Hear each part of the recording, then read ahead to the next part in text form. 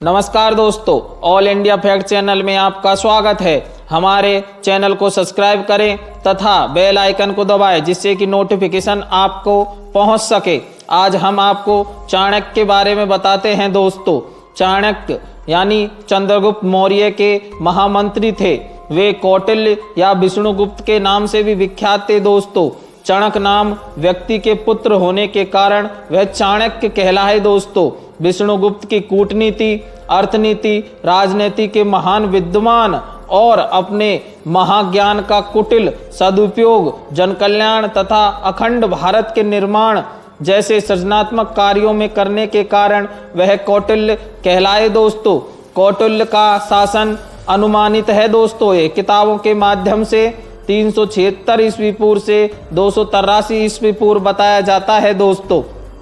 इन्होंने नंदवंश का नाश करके चंद्रगुप्त मौर्य को अजापाल से प्रजापाल राजा बनाया। उनके द्वारा रचित अर्थशास्त्र नामक ग्रंथ राजनीति, अर्थनीति, कृषि, समाजनीति आदि का महान ग्रंथ है। अर्थशास्त्र मौर्यकालीन भारतीय समाज का दर्पण माना जाता है दोस्तों। चाणक्य की मृत्यु को लेकर दो कहानियां संदर्भ में आती है दोस्तों, लेकिन दोनों में से कौन सी सच है इसका अभी तक कोई सार नहीं निकला है दोस्तों। चाणक्य यानी चंद्रगुप्त के साथ भी मैत्री सभा थी दोस्तों। पाटलिपुत्र के नंदवंश के राजा धनानंद के यहाँ आचार्य एक अनुरोध लेकर गए थे दोस्तों। आचार्य अखंड भारत की बात की थी, लेकिन धनानंद ने उसको ठुकरा दिया तथा लज्जित करके सभा से बाहर कर दिया दोस्तों। इसी कारण उसने शपथ ली कि तेरे समूल का समान विनाश कर दूंगा और तुझे राजा से मैं रंक बना दूंगा। नंदों के नाश के संबंध में कई कथाएं भी थी दोस्तों। कहीं लिखा है कि चाणक्य ने घनानंद के यहाँ निर्माल्य भेजा, जिसे छूते ही महानंद और उसके पुत्र मर गए। कहीं विषकन्या भेजने की कथा लिखी है दोस्तों। तो ये हम आपको किताबों के माध्यम से उसका जीवन परिचय बता रहे हैं दोस्तों। चाणक्य एक कुटिल राजनीतिक थे दोस्तों। इनका जन्म तिथि तथा जन्म तीनों ही विवाद में है दोस्तों। अभी तक इनके जन्म के बारे में कोई समूल तथ्य हासिल नहीं हुआ है दोस्तों। ये इनकी कौटिल्य नीतियों के कारण जाने जाते थे दोस्तों। कौटिल्य ने समाज को कर्म के आधार पर 4 वर्गों में बांटा था दोस्तों। वे थे ब्राह्मण, क्षत्रिय, वैश्य, शूद्र।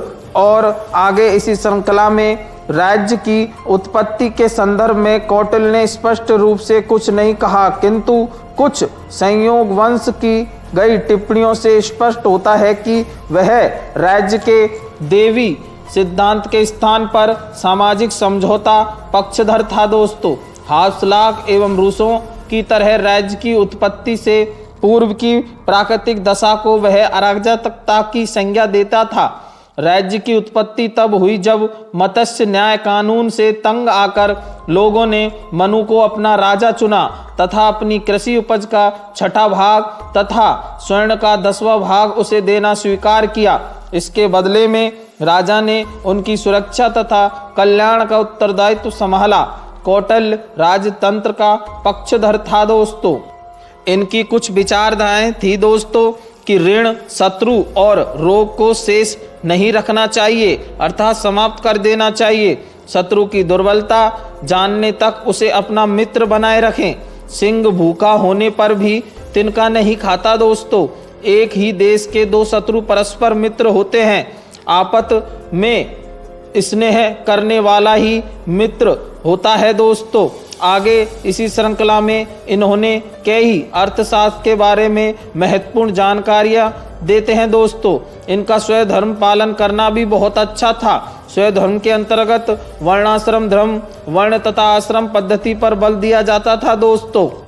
कौटिल्य ने न केवल राज्य के आंतरिक कार्य बल्कि बाह्य कार्यों का भी विस्तार से चर्चा की है दोस्तों। इस संबंध में वह विदेश नीति, अंतर्राष्ट्रीय संबंधों तथा युद्ध व शांति के नियमों का विवेचन करता था दोस्तों। कूटनीतिकीय संबंधों का विश्लेषण करने हेतु उसने मंडल सिद्धांत प्रतिपादित किया दोस्तों। आप यह ऑल इंडिया चैनल फैक्ट माध्यम से देख रहे हैं दोस्तों। देखने के लिए धन्यवाद आपका।